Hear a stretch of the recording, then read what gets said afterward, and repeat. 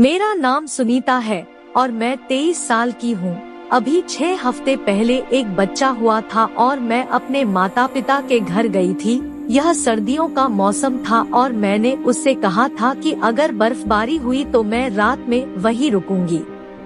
बर्फबारी हुई लेकिन इतनी नहीं तो मैंने रात के 10 बजे घर जाने का फैसला किया। फिर मैं घर आई। घर में अंधेरा था, यह जानते हुए कि मेरे पति को सुबह काम करना था, इसलिए मैंने उसे नहीं जगाने का फैसला किया।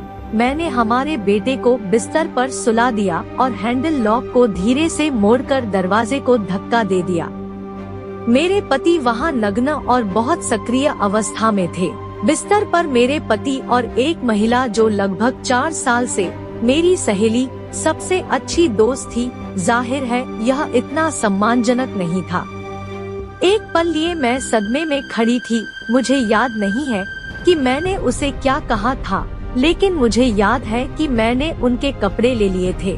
उसने यह कहते हुए कपड़े पकड़ लिए कि सुनीता, तुमने कहा था कि तुम अपनी माँ के यहाँ आज भी रुकोगी। फिर मैंने कहा हाँ, मैं रुकने वाली ही, मगर मेरी किस्मत अच्छी थी कि बारिश रुक गई और मैं यहाँ आई। मगर आप उस औरत के साथ क्या कर रहे थे? क्या आप पति पत्नी के रिश्ते को नहीं जानते? शायद आप पत्नी का अर्थ ही नहीं जानते। लगता है पति पत्नी का हमारा रिश्ता ही झूठा है, इसलिए आप कुछ भी नहीं जानते।